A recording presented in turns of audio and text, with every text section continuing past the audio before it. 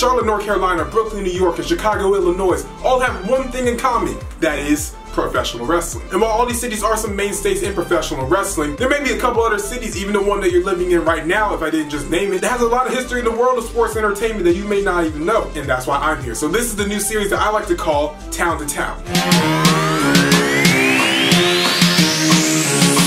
Hit the road, Jack. Don't you come back no more, no more, no more, no more. Hit the road, Jack. And don't you come back no more. For the first episode, I want to kind of keep it, local. Keep it home. More like my home, Washington, D.C. While this really isn't a city or a town or a state, it is not part of Virginia and it's not part of Maryland for those people that keep thinking that. D.C. has a lot of history in the world of scripted wrestling that you may not even know. I mean, for starters, the WWE Hall of Famer lives here.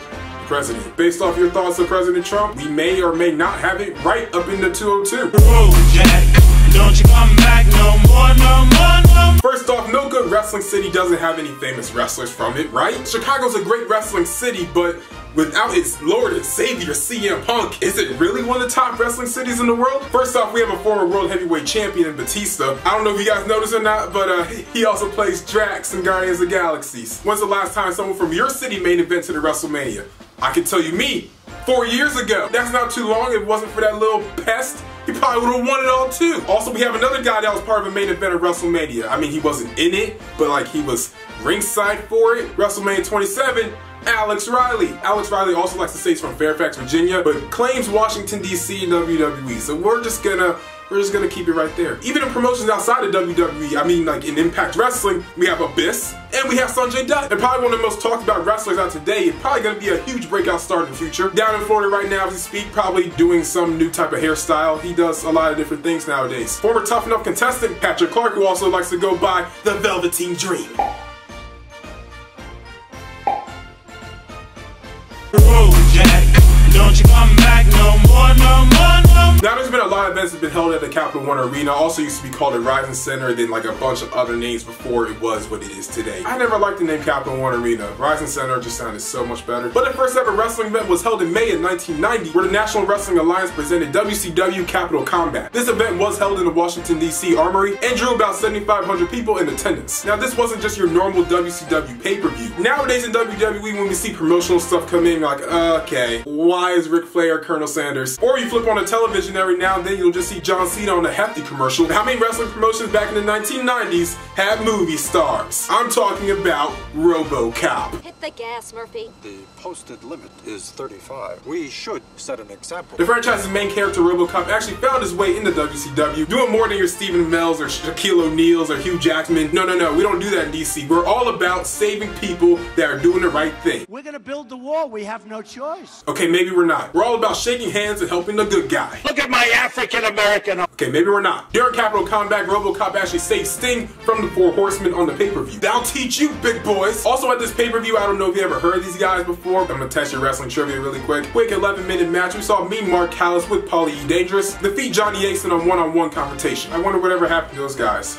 Hopefully they did something in wrestling. That's what DC does, we build stars! Also on this pay-per-view, Doom would defeat the Steiners to become the NWA Tag Team Champions. In a really weird 2-minute match, LOD manager Paul Ellering defeated Doom manager Teddy Long. And in the main event of the show, Lex Luger actually defeated Ric Flair for the NWA World Heavyweight Championship. That's cool and all, but WCW, I mean, they're dead, right? So like, what has WWE done? When was the first time WWE ever even showed up in the nation's capital?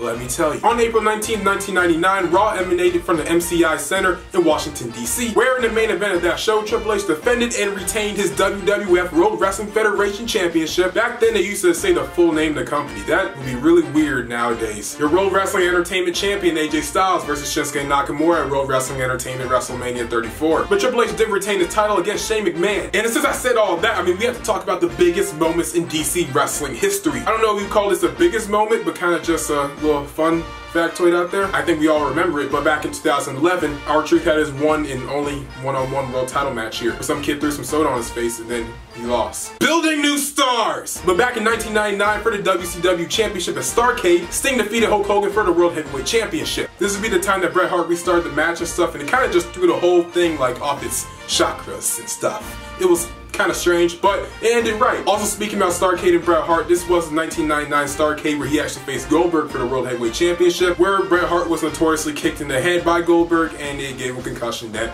pretty much ended his career. Awkward. Building new stars. And concussing them. Ain't that a kick in the head? But a little more recent history, back in 2016, Battleground was actually held here. We're live at Battleground! Which where the Verizon Center held the Shield Triple Threat.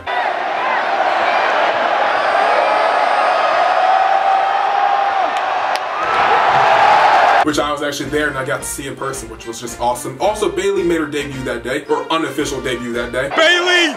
Please! Please! And Sami Zayn and Kevin Owens had that really just epic match between each other. Probably the best one they've had in WWE out of, you know, all of their just quadrillion, million matches. I really hope he's okay. Just did a little flip thing and land on his shoulder and stuff. It's good.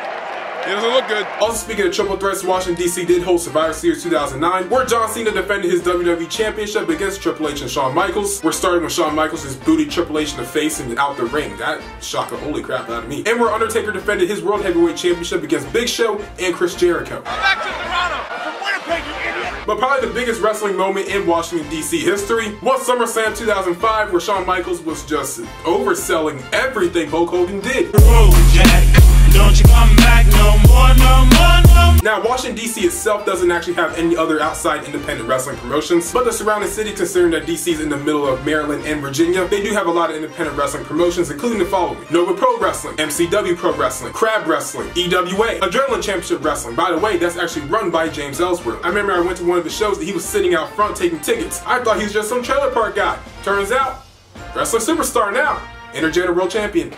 DC Mixed Stars, and WCF Wrestling. Now you know a little bit more about DC's history that's outside of just, you know, big statues and government shutdowns. Can I say that on YouTube? I don't know if I can. I should be good. Crap. In the comments down below, where do you live? That doesn't mean give me your address. Don't do that. What cities, towns, suburbs, whatever. Where are you from? Next week when I do town to town, I might actually pick where you're from. I guarantee no matter where you live, you definitely have some wrestling history up in your city government. Crap. But thank you guys for watching the video. If you really enjoyed, make sure to like, comment, share, and always subscribe. And we outie.